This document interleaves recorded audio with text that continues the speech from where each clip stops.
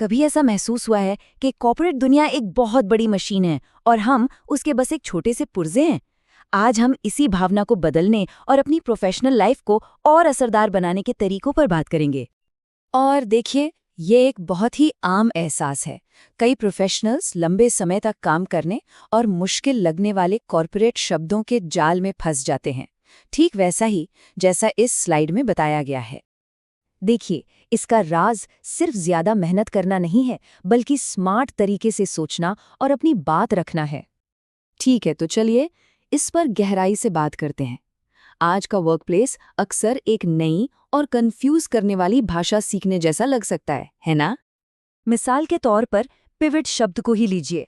हम इसे हर समय सुनते हैं और इसका सीधा सा मतलब होता है कि जब शुरुआती प्लान काम नहीं कर रहा हो तो रणनीति में एक बड़ा बदलाव किया जा रहा है। या फिर ये लाइन, इसे ऑफलाइन ले लें। सुनने में तो ये ठीक लगता है, लेकिन असल में इसका मतलब अक्सर किसी मुश्किल बातचीत को टालना होता है, कभी कभी तो हमेशा के लिए। और फिर आता है अलाइन हो जाना। ये सबको एक ही पेज पर लाने की कोशिश होती है, लेकिन जब इसका बहुत ज्यादा इस्तेमाल होता है तो ये असली मुद्दों को छुपा सकता है और सिर्फ कन्फ्यूजन पैदा करता है। तो इस भूल भुलैया से निकलने के लिए हमें अपने सोचने के तरीके यानी अपने मेंटल ऑपरेटिंग सिस्टम को अपग्रेड करना होगा। सिर्फ रिएक्ट करने से आगे बढ़कर हमें स्ट्रैटेजी के साथ सोचना होगा। इसका एक बहुत ही असरदार तरीका है डिजाइन थिंकिंग अप्रोच अपनाना।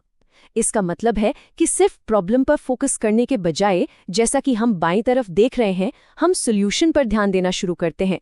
मतलब जो मुमकिन है उस पर काम करते हैं। और इसकी शुरुआत होती है क्रिटिकल थिंकिंग से। इसमें हम लगातार अपनी और दूसरों की सोच पर सवाल उठाते हैं ताकि उसके पीछे का लॉजिक समझ सकें। और क्रिटिकल थिंकिंग का एक बड़ा हिस्सा है फैसले लेना।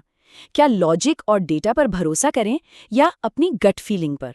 देखिए, एक अच्छा लीडर जानता है कि दोनों के बीच संतुलन कैसे बनाना है। ये समझना कि कब डेटा ड्रिवन मॉडल का इस्तेमाल करना है और कब अपने अनुभव पर भरोसा करना है। तो सही माइंडसेट के साथ हम कौन से खास टूल्स इस्तेमाल कर सकते हैं ताकि सोच साफ हो और इस शोर शराबे से बाहर निकला जा सके? चलिए कुछ पर एक नज़र डालते हैं। सबसे पावरफुल टूल्स में से एक है रूट कॉज एनालिसिस। ये हमें असली समस्या को सुलझाने में मदद करता है, न कि सिर्फ ऊपर ऊपर के लक्षणों को ठीक करने में। टोयोटा की बनाई 5 Whys तकनीक इसका एक बेहतरीन उदाहरण है। जैसा कि इस मिसाल में दिख रहा है, सिर्फ यह कहने के बजाय कि मुझे बुखार है, हम बार बार क्यों पूछते हैं जब तक कि हम असली वजह तक नहीं पहुंच जाते। यहाँ वजह है किसी बीमार व्यक्ति के संपर्क में आना। साफ सोच का एक और अहम हिस्सा है लॉजिकल गलतियों को पहचानना, जो किसी भी बिजनेस स्ट्रैटेजी को पटरी से उतार सकती हैं।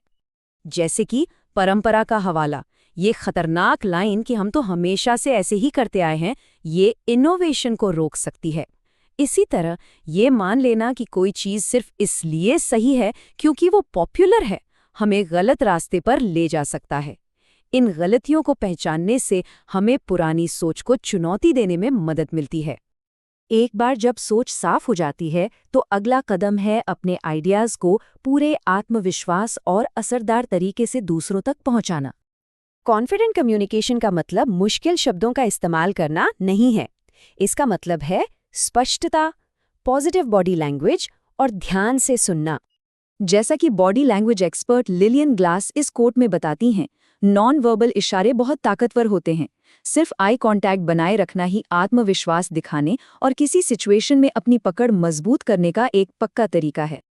सोचने और बात करने के इन तरीकों में महारत हासिल करना किसी को भी एक पैसिव कर्मचारी से एक लॉजिकल लीडर बना सकता है।